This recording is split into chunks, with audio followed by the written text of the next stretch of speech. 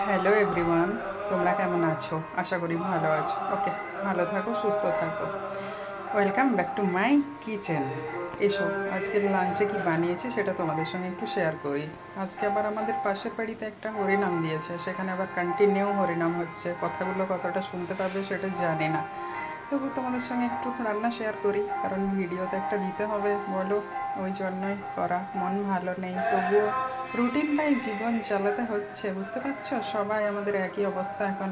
তাই জন্য এই যে একটু ভাত, একটু লেবু, একটু লঙ্কা, আর এই যে মাছের একটু টক বানিয়েছি, আর একটু মোচার তরকারি, আর একটু চিকেন কষা, আর কিছু না। এটাই।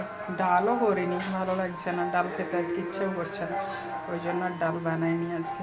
এটা দিয়েই খেয়ে নেবো আজকে, বুঝেছো? তোমরা সব কে কী বানাচ্ছ, কে কী রান্না করছো? খেতে হবে, রান্নাও করতে হবে। জীবনে বেঁচে থাকতে গেলে সবই করতে হবে গো, মন খারাপ নিয়ে। যার যায় সেই বোঝে, আর কি করব বলো। আমরা তো দূর থেকে এরকম কষ্টটা অনুভব করছি, কিন্তু যাদের গেল তাদেরই গেল। কি করব? আমাদের যদি, যারা আমাদের সুরক্ষিত দেওয়ার জন্য আছে, তারাই যদি আমাদের কথা না ভাবে, আমরা সাধারণ মানুষ আমরা কি করব বলো?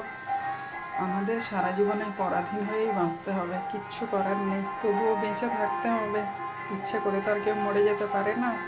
ওই জন্য যে কটা দিন বেঁচে আছি, সুস্থভাবে থাকতে পারলেই শান্তি, আর কিচ্ছু চাই না।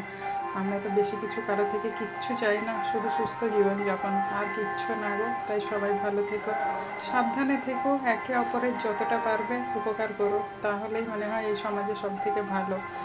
হিংসা করলে কিচ্ছু হয় না, কিছু হিংসা করে কিছু ভালো করা যায় না। ওই জন্য থাক। ওকে, সবাই ভালো থেকো, টাটা।